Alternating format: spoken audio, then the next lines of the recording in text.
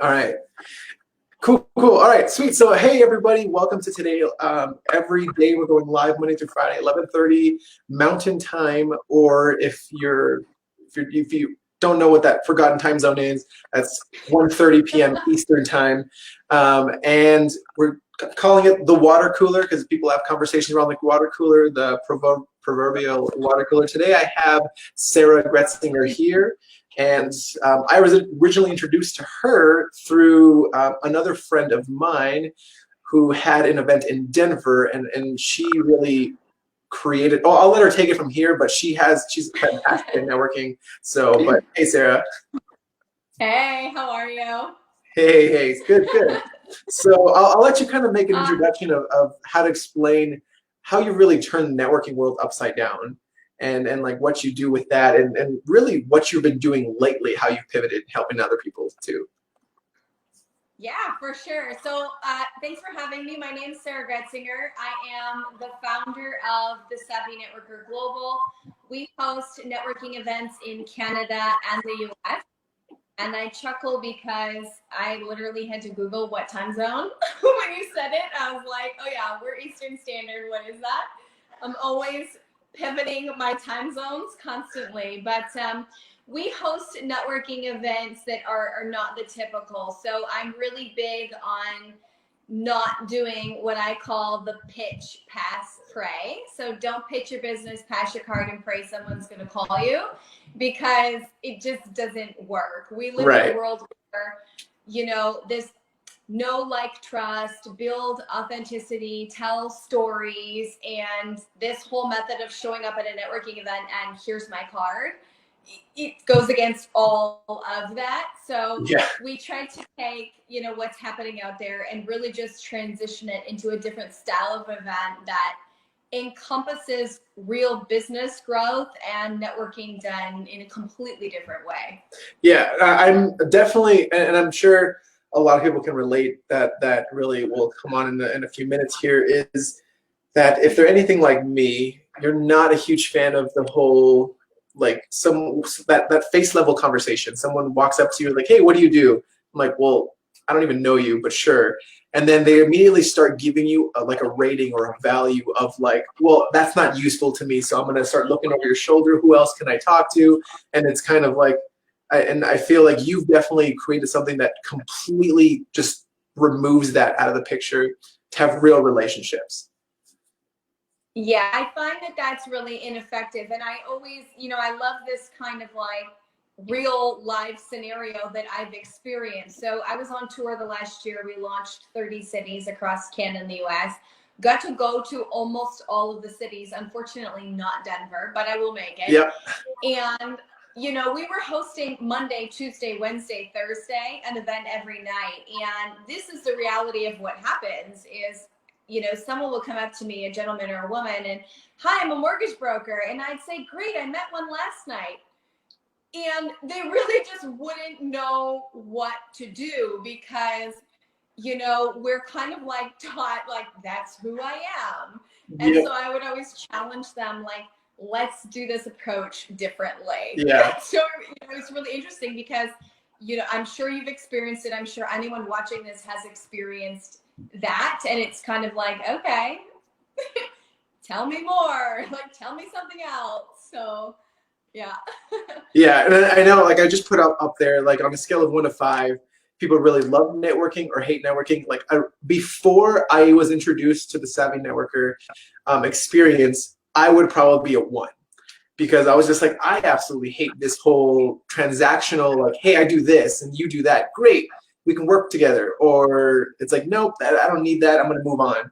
Whereas when I was introduced to the way you created it, it really just, I don't know, it completely just changed it. And I was like, that's more my style. I like just having a real conversation with somebody.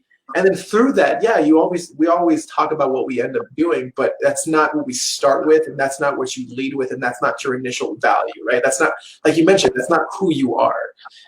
We're all different people in the background, and you understand first, do I like this person? And then you kind of move into like, yeah, if I like this person, we'll have a deeper conversation. And then that's really what it starts becoming, I feel, at least, right? So Yeah, 100%. I agree with you.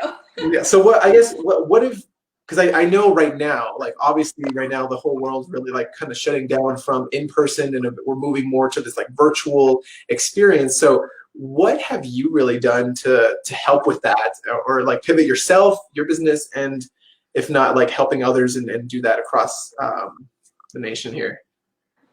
Yeah, so it was really interesting for us because, of course, we have 30 events, and in a day, it was kind of like really real. Like, we've got to shut these down. Yeah. And of course, I'm not in every city. So the amount of work that kind of comes with that was how do we pivot this in the quickest way, but still add the most value? And of course, because I have such a large network, I was really fortunate because one of our partners that we work with is Hio Social, Mm-hmm. and they have an online social platform where it allows people to network through an app, but it also allows them to connect to the events. And I remember when the app was being built, us having these conversations, and I said, well, we're going to go virtual. So we already have virtual networking events that we do Nice. on a bi-weekly basis, but they were able to really, really quickly in a 2-week time span completely pivot their app to be able to host 2 different structures of events through there. So for us, it was definitely like, okay, how do we transition this? Because we're so big on teaching people this human to human connection. And so everything that I've been teaching, I'm like, okay, so now we've got to pivot the messaging, pivot the platform, pivot the structure. And I think that one of the things I've really learned through this entire experience, and I've said it a million times, but I think it hit home a lot more. People need people in business. Yeah. You can't do it without people. I don't care what industry you're in. Your Mm-hmm. clients are people. Your web developer is a person. But for me, having people that really could step up to the plate in their own industry and know their own niche and them be able to pivot so quickly, it had such an impact on us. And of course, because we could pivot quickly, it allowed us to still serve. We've got 13,000 entrepreneurs in our community. So Yeah. I had 13,000 people coming to me like, Sarah, my business, what am I going to do? Yeah. And I'm like, Sure. hold on, give me one day. Just give me one day, guys. I'm going to find an answer for you. But yeah, so for us, we kind of transitioned the events online to create that platform. We definitely had to modify our structure. So if you've never been to a Savvy Networker event, we have a panel of 3 to 5 speakers, and so the whole basis, if it's okay if I share this. Sure. Yeah. Yeah. Go for it. Yeah. Yeah. So Absolutely. the whole basis of the networking event stems from really studying the 2 typical styles of networking events out there, which I love to hate. I'm gonna say that carefully. I love to hate them, but after 10 years in the marketing industry, I've found, this really common ground in a networking event. So the first style is like the sit down at a table, everyone stands up, they do the 60-second elevator pitch and then pass their cards, and then one person does a business presentation, which is really a sales pitch. And so, of course, for me, the 60-second elevator pitch is really just a chance to talk about yourself, but we're supposed to learn about other people. So the second we stand up there and just say, hey, here's who I am, why you should buy from me, we're going against everything that's being taught now. Yep. And I always tell people, let's focus on your expert positioning statement that you can share in conversation versus your pitch. And then, this passing of the business cards, and I already explained that. So I find that to be really ineffective in the sense that, one, it goes against, what is now traditional marketing. And the other side is this big mix and mingle where people are very casually shooting the shit, but in the back of their mind, they're really like, how many business cards can I get out tonight? And so people are walking away with business cards and coffee meetings. And I'm the first one to say, if you can go to a networking event and get 50 business cards and book 30 coffee meetings and show up to those, you're clearly not operating your business, because who the heck's got time for 30 coffee meetings a week while they're operating and still serving?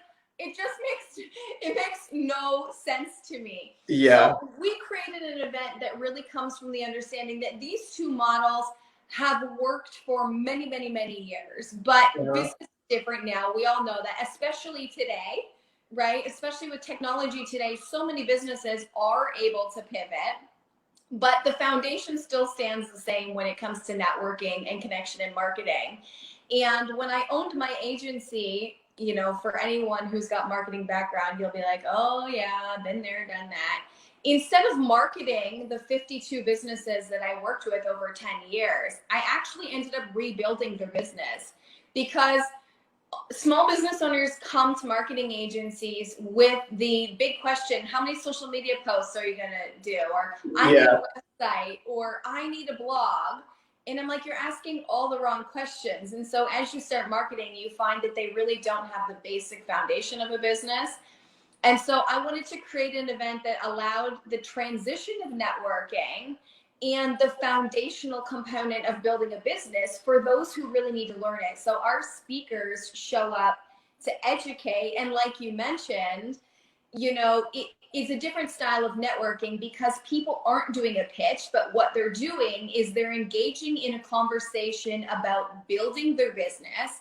They're learning from the speakers and they're sharing about their business while they're asking questions and telling stories about how they've built it, what went right, what went wrong. So we're just naturally learning about each other. And what I love about it is there's always a common ground at the event, and it never starts or ends with sales. The common ground is always, we're both struggling, we're both learning, we're both growing, we're both here to share about how we can build our business different. And so there's always something common amongst the audience, which transitions that you know, old style networking feel that you get. Yeah. And that was definitely one of the, so I can speak from experience because I think part of the first one in Denver, and I spoke about like Facebook challenges and how to use that and how like typically any industry regardless, and I was like, I'll like, let's, and like afterwards I was like, come talk to me afterwards and we'll literally I'll like map out what that looks like for you real quick. Like obviously like I can't go into details because we're like talking, but Yeah. and like there was like a psychiatrist who talked. They're like, well, how do I do that? Because I was like, well, there's a lot of ways. You know, like you don't necessarily focus it on like helping one-on-one because a lot of what they do has to be like private and one-on-one. But there's things that they can do that help people move along the path in a group environment, and then eventually that leads into like let's move faster one-on-one. You know, and so there's like a way to do that. And then someone was. I think they were like another social media marketing agency. They did a lot with like organic posting and stuff like that. They're like, well, how do I do that? I was like, you'd be surprised. Businesses don't want to do that. So I guess a lot of people come from like, well, I'm afraid of giving away too much because then they'll take it. I'm like, great. The people that do take it and run with it, they're not your ideal people.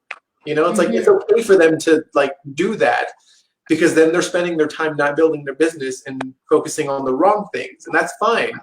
Like when they're ready, they'll come to you. But like you gotta be okay with like letting them go. The people that realize you're like, I don't have time for that. Can you take over? And very much similar to what you said, they'll come to you, they'll ask you like, you know, but you have to, and that's, I love that about the way it was with networking there. It really just, people are getting value. Like they're not asking you to, they're not asking about, you know, your price point. They're not asking for your business card. They're asking you to teach them. And as soon as we open up with a willingness to teach people in any industry, conversation naturally, it just happens different, right? Because you remove that entire component. And so, you know, in a very honest way, what we've seen huge sales conversions happen from our events without the business card, without the pitch, without the presentation, because it's so organic and because there's such a strong educational component. And I always say, people say like, who's your target, Sarah? And I say, it's the entrepreneur who knows where they are, which is not where they want to be. And they want to be like, they know that they have like this beautiful vision of their company, and they don't have a clue how to get there, which essentially, I know they're always like, oh, not everybody can be your market. And, we've got kind of a year gap, but it really is, every entrepreneur needs to learn, and they're all learning from each other. So it's completely changed that. And so the pivot for us has been really interesting, because we've had to kind of take that really personal relationship that we give and try to create that feeling online, which you can do to an extent that. There's definitely nothing like the in-person. And it's funny, like I unintentionally, over the last 3 days, I've had conversations that have been really focused on like these relationships. And one thing I'm starting to notice, and I feel like most successful businesses understand this, is like, obviously a lot of, you move faster with people when you lead with that, I guess, giving mentality, right? There are a lot of people that they may say like lead by serving and everything like that. And what does that really mean? And the way I'm defining it right now, or just in the last 3 days of the conversations that I've been having, is it's really just opening up your book and saying like, this is how to do this. You can do it without me, but do you want to? But that's really the thing. Like you mentioned, you could spend all those hours meeting with people at coffee shops, or doing what literally my playbook, or you can or like something that will take you hours to do, or something that takes me like 10 minutes to do. Like, like, what do you really want? It's the people that are going to move the fastest are going to be like, I need, and very similar to like the way you pivoted, you had people in your network. There's things that I'm like, I can do myself, but I don't want to do, because I know someone can do it even better. Exactly. And when it comes to that, I would encourage anyone who's watching this to ask themselves, because you just hit on something, and I love talking about this. When we're talking about like the giving, when it comes to networking, when it comes to connection, online, in person, wherever you're doing it, I find there are 3 categories of people, and only one of them is successful. The people who don't give enough away in a value sense, the people who give everything or so much away, and then there's the people who give it away, who give stuff away, even if they're giving just about everything away, and then they still present their offer. And people have a tendency to miss that piece. That last piece, next step. And so people are like, I'm posting every day, I'm sharing all this content, I'm doing all these things. I'm like, but did you ask? Like, did you open the door to ask? And they're like, oh, no, I didn't do that part. Okay, so, it's kind of that, like, and where do you stand? Are you not doing enough? Are you doing too much? Or are you balancing in between? And you got to fall into that one. Yeah, I definitely love that. I've talked about this story, I swear, like three times now. I like to think about it, it's the next logical step, right? I've seen Frozen 2, I don't know how many times now this past week or so with my 2 littles. So it's like it's one of the things like I've learned from Anna and Olaf. They're just like, what's the next right thing? Just keep going, But like it makes sense. Whatever the next logical step is, I like to say it. It was like when my daughter was having lunch the other day, she wanted a cookie. She was like, if I eat it all, can I have a cookie? I'm like, sure. And then the next logical thing, like if you think about like an offer, like, do you want milk with that? Or like the way people have used it all the time, like, do you want fries with that? It's like an extra, like, do you want to have a better experience? Do you want it even faster? Do you want even more support? And it's like, it doesn't have to be like, hey, buy my stuff, it's 10% off. It's like, do you want help with that? That's as simple as it has to be often. Exactly. And, so many people are kind of missing that piece, and they're kind of hanging out in this space of, I don't know why, right? And so they end up taking every webinar under the sun, hiring, all the wrong people, and just kind of continuously on this hamster wheel of not creating results. So let me ask you real quick then, what is it what would you say to someone who's been kind of thrown into this online space and they're like, well, that's kind of how I lived. I networked with people, and I just met with them a lot. And like that, maybe obviously you and I feel like we can come to an understanding of this, or an agreement of saying like they may not have been doing what they actually needed, but this is forcing them to do now what they actually need. And what would you say to them to really like think of how they can really pivot online as far as networking goes and reaching out to their network and potential prospects? So I think it's really interesting that that's the question you asked, because I just had a conversation about this, and I'm really real in the sense that I understand that no one thing is the fix for everybody. Right. And so many professionals out there are misleading the small business world in the sense that, like, if you just master Instagram, going to be successful. Okay, Yeah. and that might be really great for this business, like this specific niche, but not the person who's operating the niche.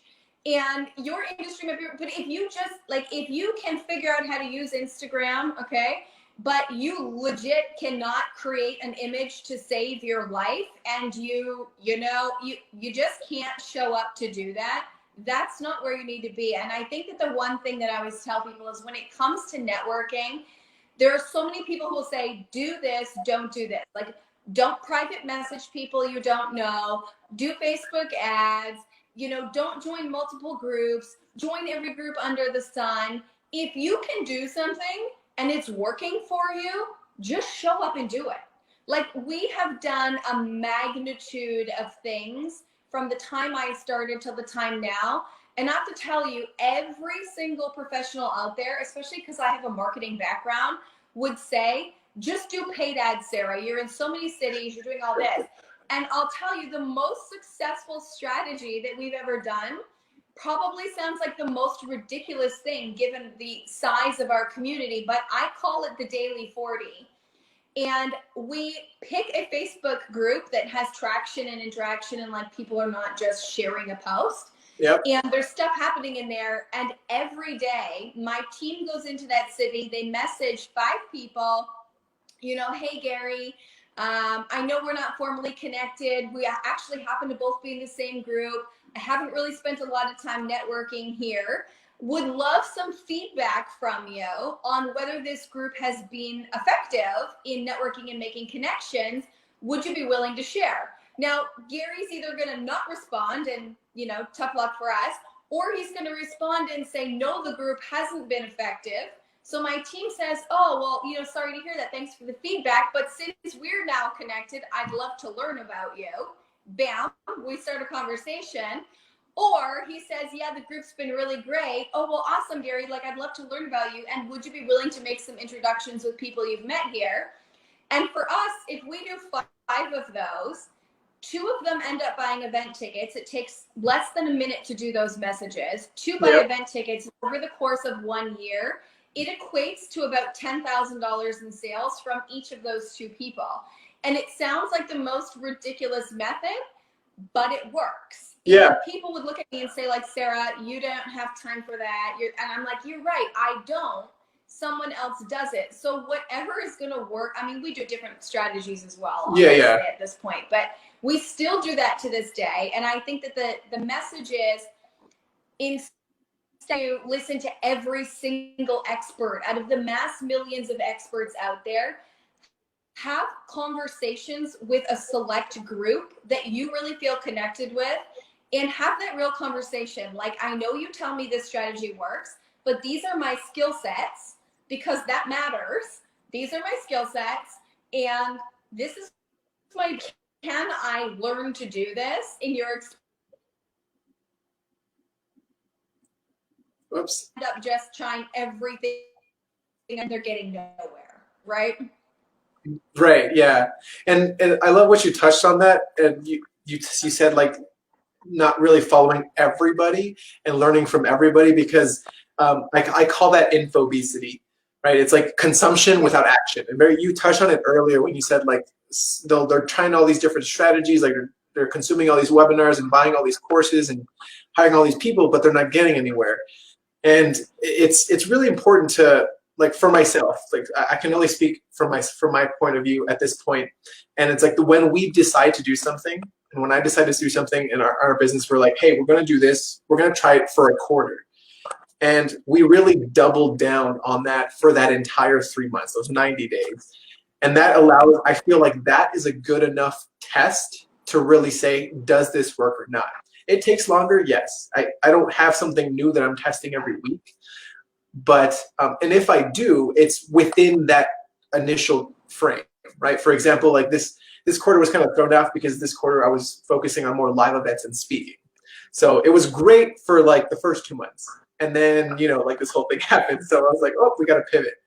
But there's different things that happen. And I urge people, if they are going to try something and do anything, that they look at it from that point of view. Do something, double down on it, but give it enough time. And like you said, to actually do it.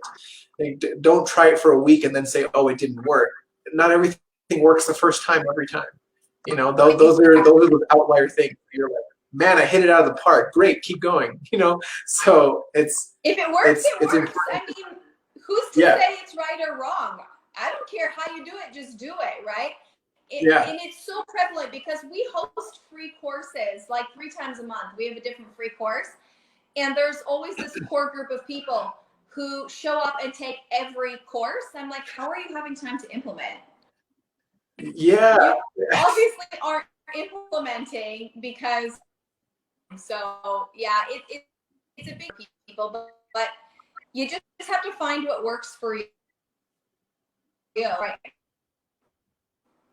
Yeah, and I mean, very similar to what you said, like the networking in the groups and reaching out to people and asking them, like that's very similar.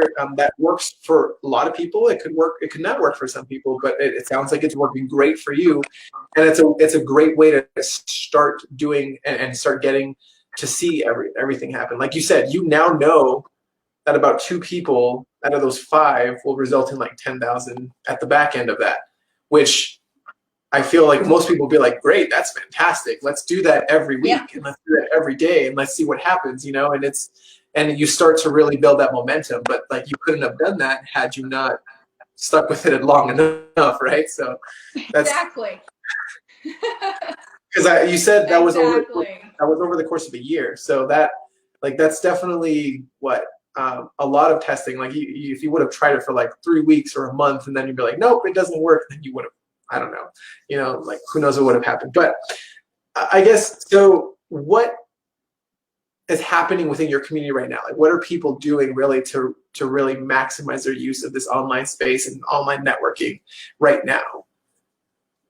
I think for us, one of the biggest things is that people we've always had a back end vault for our members, but I think people, now that they are online more, they are utilizing that opportunity. So I've definitely seen people showing up in a different way, engaging in a lot more conversations, and using a lot more of the strategies that we do teach. So I always teach people, like, when you're going to a networking event, virtual or in person, have a before, during, and after strategy. So I see people showing up in our vault, actually, you know, doing the work, which I think is really incredible.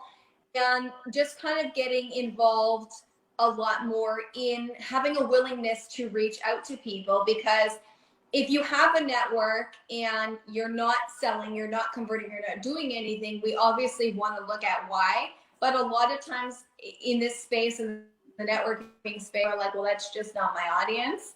And there's that harsh realization. I just had a conversation with a woman a couple of days ago, and her Facebook group actually is called, I'm not going to say her name, but it says for entrepreneurs, but her target audience is, you know, corporate women.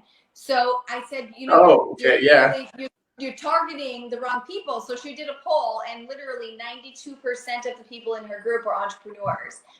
So it was that willingness to show up and go, okay, well, how do I find the corporate women online? Like, where do I go? How do I do this? And so I think people are really looking at it different. Like you said, when we first started, right? They're kind of having to really show up in a different way, it's in networking especially. Yeah, absolutely. And I think a lot of this is definitely going to change for the better. It's not only like, one, is it forcing people that have never really used online or leveraged it to maximize what they can do. So it's forcing them to do that. But after all this is over and we go back to in-person networking and we can see people again, I truly feel that it's going to definitely completely change, and it's going to move toward what you have already started. You know, people are going to be more open to having conversations because they're going to realize quick that you can't just, hey, I do this. Like, it feels so awkward in a message, but for some reason we've been programmed, like in person, that it's okay to say that. Like, hey, I'm an online marketer. How can I help you? But if you send a message to someone like that, you don't know, they're gonna just ignore you. So it feels weird. And now when they go back to in person, they might not even start that way anymore. They're like, hey, like, how's it going? You know, they might just be more excited just to interact and get to know someone from a person perspective. And I love that. And I love what you've already started to kind of help that along as well. So Thank you. yeah, for sure. I guess real quick, would you be able to answer that question, that on a scale of 1 to 5, love it or hate it? Now that everything's kind of online. Do I have to answer this honestly? I did 300 networking events last year. No, I do genuinely love networking. I mean, obviously it's why I'm here. Yeah. What I'm really loving about networking right now is that people are having this understanding a lot more that they need it. And so most people come to me and they're like, Sarah, I hate networking events. And I'm like, just come check ours out. I promise you it's really different. It's not that. But I love it because with what's happening right now in the world, people are forced to accept, and you're either going to love this or hate this when I say it, but it's really where I stand. People have no choice but to accept that they dove headfirst into business. It's very easy to get into entrepreneurship, and they're having this really big reality that, wait a minute, I am missing most of the pieces that I need. And I love it even more now because unfortunately that slap in the face in, the best way possible will push people to network in a different way. I always say, find someone when you're networking that supports the growth of your foundation. So whether you learn from them, hire them, follow them, I don't care what you do, but find someone that supports your foundational growth, like your business model. Find someone that supports your revenue model. So whether you're learning from them about sales, when you're learning about funnels, whether you're learning about positioning sales online, and find at least 2 to 3 people that can be a client. So a warm lead and a hot lead. And if you show up at a virtual event focused on fixing the 2 challenges you have in your business on both pillars, and bringing in a hot lead and a warm lead, and you can show up at a networking event once a week, you are going to have consistent growth in your business model and that rollover of clients. So I think that, I love it, especially right now, because people are kind of getting that slap in the face. Not that you guys want it, but I mean, like, getting that, like, shit, my business isn't going to survive this unless, like, now I really have to take this seriously. And, it's a shame when tragedy happens and we are forced to do that. But if we can change the mindset and look at it that now I get to use this time to do something different instead of, oh shit, it really just changes the way we do it. Yeah, no, I love how you put that, like, exactly.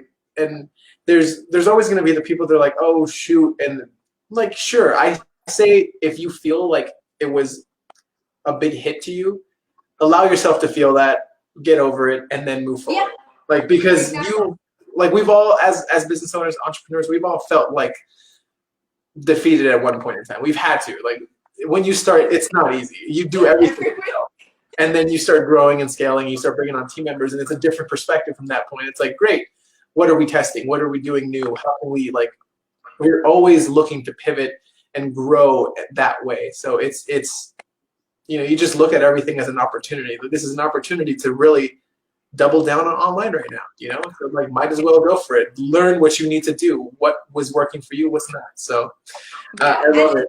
I gotta say this because if you're the entrepreneur who was taking this really hard, or was already struggling before this, I always chuckle because I look at the growth we've had, and in 2 years we hit 30 cities across Canada and the US, just over 13,000 entrepreneurs, 30 takeover hosts, and 12 partnerships. There's a lot of work that went into that, and we would be considered very successful at that point. And no matter where you are, no matter what level you're at, it's hard. And the most common thing that comes out of my mouth is, did that just flip and happen? Like Yeah. I swear, in this last month, I've said that way too many times. I'm like, okay, here we go. My staff, what now? Yeah. You know, but it doesn't matter where you're at, you're going to have challenges. Some of them will be really big, some of them will be really small.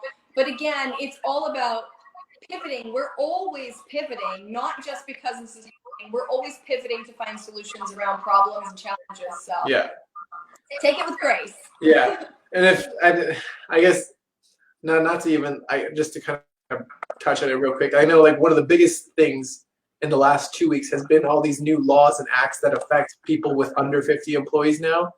And which normally I wouldn't pay attention to, but now I'm like, oh, and like very similar, like, did that just flip and happen? You know, I'm like, so now I gotta like have all these lawyers do all this contract and oh gosh, it's just like, but there's just things you gotta like, you know, it's another The day things in you the didn't know you needed to know. yeah, yeah. And now I'm like, now I need to study up on this. Yeah, exactly. So there's just things like that, but I love it. It's definitely we're always solving problems, and this may sound harsh, but yeah, it's definitely not for everyone. You know, there's going to be people. This is going to really, I feel, really show like whether this was just a hobby or if it was like you were serious about this. You know, so it's how we go about things. But well, thanks. You know, just to kind of wrap it up here, but thanks again for coming on. I really appreciate it. To have a conversation here at the water cooler, and or the proverbial online water cooler, and then yeah, I'd love to see how much more this grows, and I'd love to see a Savvy Networker come down to Colorado Springs when we're able to have in-persons again. That would be fantastic. We've lined up all of our speakers for 2021 just about because we were like, what are we gonna do now? Yeah.